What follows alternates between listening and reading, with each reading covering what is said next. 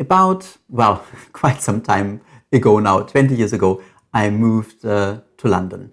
I had a chain of retail outlets in Germany. I opened a store on London's famous Regent Street. I lived in Notting Hill. I had a wholesale business to an American chain of department stores, and I thought I was pretty cool. After all, I was just 30 at that time. A few years later, all that collapsed. It collapsed rather spectacularly. It was completely unforeseen for me, and I lost everything. I lost my apartment in Notting Hill, my flat in Berlin, even the family home in Germany was part of that, and everything was lost. There was so little money, and I didn't make any precautions whatsoever that for a while I couldn't even rent anywhere, and I was made homeless. Had it not been for some friends who allowed me and my mum, who was there with me all the time, to stay with them in their guest bedroom. But it's something very, very different staying in somebody else's room or having your own roof above your head. I thought, well, with my business acumen, with my experience, with my connections, it should be so easy to get back on track. 2 years later, I was still there. I had sold all my antique furniture and artwork and lots of things so that I could rent a little place. But soon I was lagging behind with rental payments again, and I couldn't find a job. I couldn't get my business off the ground again, and nobody would employ me. I had been self-employed all my life, and nobody would give me a job. And in the end, I started to work as a cleaner. And even that didn't make enough money to survive. And there were times when I remember that quite vividly, when I was walking around a supermarket and was hungry. And I never really starved. I had some money to buy something, but it was very basic, and it was just weird. I couldn't quite believe myself what situation I was in. At some stage, I was contemplating sitting in a pedestrian zone and begging, because I just didn't know what to do anymore, and it just didn't get better. After that, just didn't seem to change at all. I contemplated ending my life, and I still remember this evening very vividly when I just didn't know what to do anymore.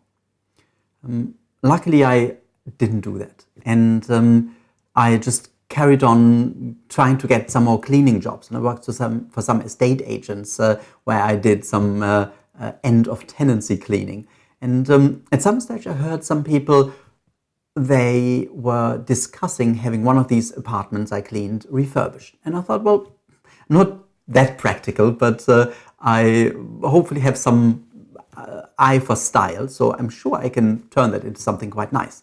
And I volunteered for that job, and I got the job. And afterwards, I got more of the kind, and I started a little business refurbishing properties, and at least it paid the bills. And about a year or so later, I looked back and thought, well, life is now slowly on the up. It's not quite what I wanted. It's definitely not what I set out doing, professional cleaning and property services, but I could make a living again. I could have my car repaired. I paid the rental arrears, and life changed. Well, it started with this very refurbishment job. And now there comes a twist. As I mentioned, all this I did with my dear mum together. And she was given a book at some stage by my sister, interestingly, and it mentioned the word Reiki. And mum read it and got hooked. She couldn't quite understand how it was really possible for just a very normal person to feel something in their hands and to have this healing power. So she put something like £5, whatever that is, $6-7 or so a week aside to get enough money to book herself on a Reiki course. And I still remember how apologetic she was that she couldn't help me with my refurbishment job because her Reiki course started on a Friday. The very Friday that I started my refurbishment. The very day Reiki came into our lives changed. And I didn't realize this connection at all. Only looking back, I realized it was the very same day. Now, having trained thousands of students and being in this wonderful position of getting all the feedback from them, I know this is not an insular story. This is not a one-off experience. This is not a coincidence. This is how Reiki works.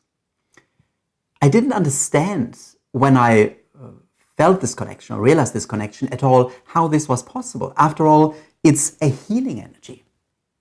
What I didn't understand was we are tapping into the quantum level. We are tapping into the interconnectedness of everything.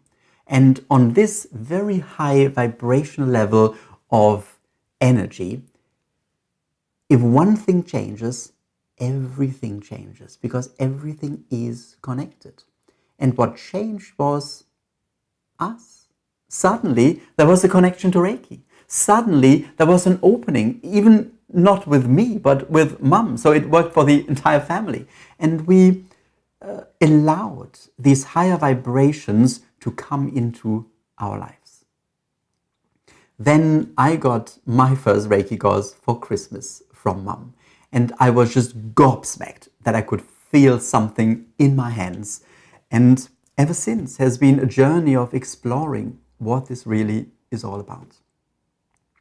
And my conclusion is it's not about what we feel in our hands. It's about where we are connected to, where this energy is coming from. Reiki is the spiritual path with the most incredible and practical healing and helping abilities or properties in this life. But ultimately, it's about the realization we are connected to something deeper. And this can bring change at any moment. And I'm just so blessed to have had so many students and so many clients and friends and family who I've been able to share Reiki with. And I just know Reiki works.